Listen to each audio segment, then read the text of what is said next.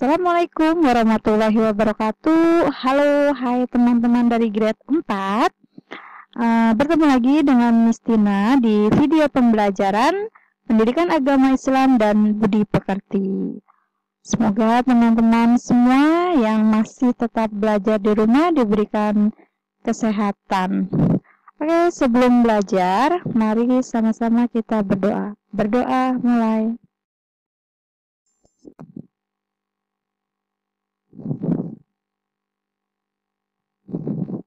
Alhamdulillahirrabbilalamin. Semoga hari ini kita tetap ditambahkan ilmu dan diberikan pemahaman serta pengertian yang baik.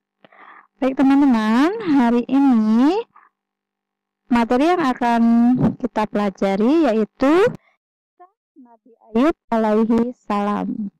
Siapa yang pernah membaca kisah Nabi Ayub? Masihkah teman-teman ingat kisah Nabi Ayub? Jika ada yang lupa, mari kita pelajari kembali dan disimak yang akan Miss Tina sampaikan. Let's go! Nabi Ayub merupakan cucu Nabi Ishak bin Ibrahim alaihi salam. Nabi Ayub memiliki kekayaan yang sangat berlimpah dan juga hewan ternak yang banyak.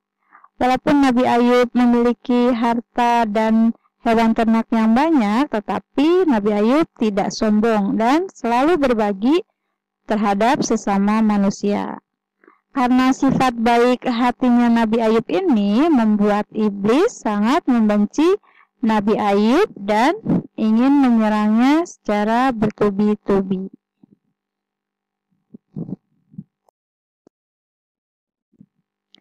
Iblis ingin sekali meruntuhkan iman Nabi Ayub. Karena itu, pasukan iblis menyerang Nabi Ayub dengan begitu sangat kesal. Yang pertama dilakukan oleh iblis yaitu menyerang hewan ternak dan membakar perkebunan Nabi Ayub. Tetapi Nabi Ayub tidaklah goyah dan tetap bersyukur kepada Allah. Karena iblis masih ingin menyerang Nabi Ayub. Setelah serangan yang pertama Nabi Ayub tetap dengan keimanannya, maka iblis mencoba kembali, yaitu dengan cara menggoyangkan rumah Nabi Ayub sehingga membuat rumah Nabi Ayub itu rubuh dan menimpa kedua anaknya, sehingga anak Nabi Ayub keduanya meninggal dunia. Tetapi Nabi Ayub tetap ikhlas dengan kehilangan kedua anaknya.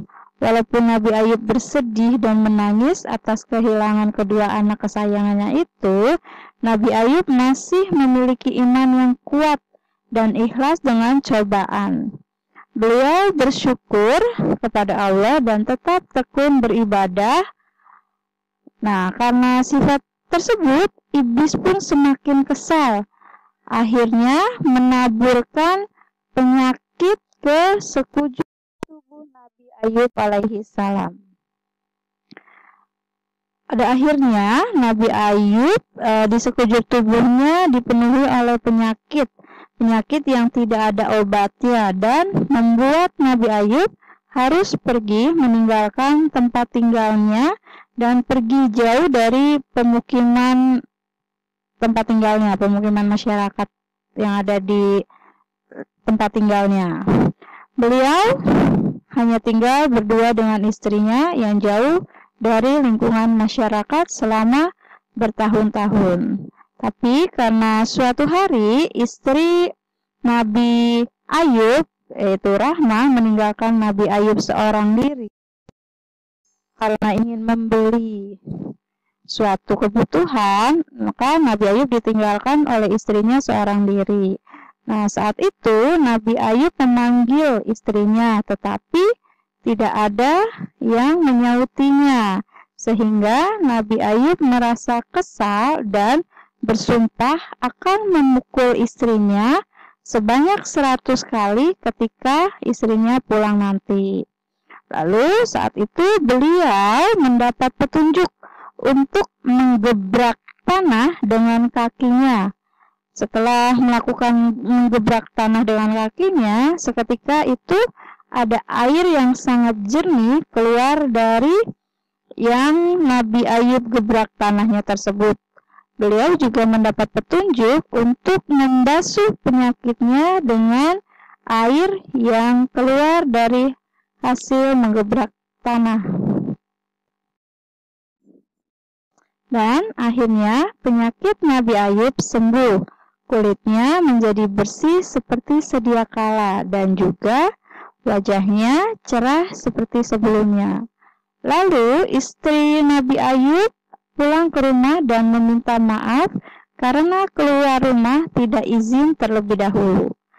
Namun karena Nabi Ayub sudah bersumpah untuk memukul istrinya hingga 100 kali, tetapi tidak jadi karena Nabi Ayub mendapatkan petunjuk untuk mengambil 100 helai rumput, lalu mengikatnya satu persatu, dan kemudian memukul istrinya dengan satu helai rumput itu ke istrinya sebanyak 100 kali.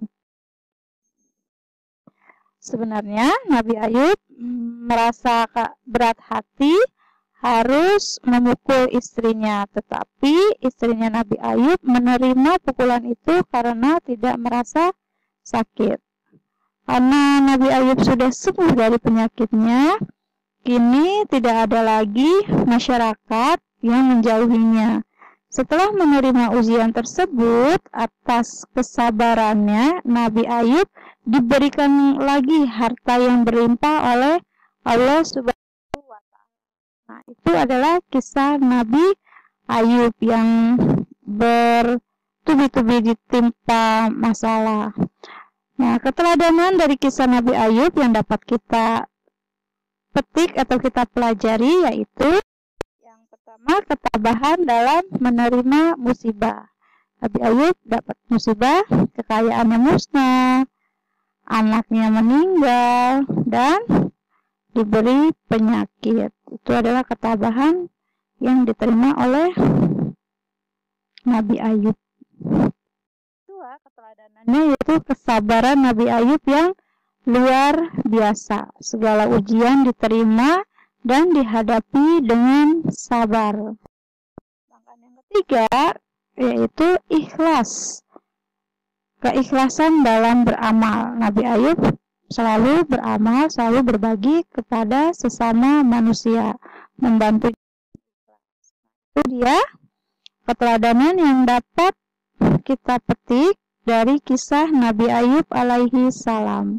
Semoga di tengah kondisi kita yang sekarang ini, kita semua mendapatkan ketabahan dan kesabaran seperti yang dimiliki Nabi Ayub, sehingga kita akan kembali ke kondisi seperti sedia kala tanpa adanya virus corona. Amin ya rabbal alamin. Baik teman-teman, setelah menyimak materi tentang kisah Nabi Ayub, sekarang tugas teman-teman adalah menceritakan kembali kisah Nabi Ayub dalam bentuk video.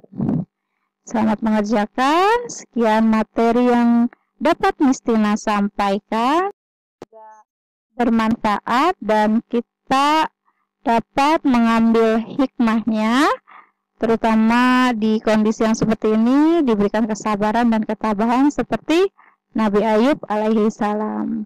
Sekian dan terima kasih. Wassalamualaikum warahmatullahi wabarakatuh. Tetap semangat.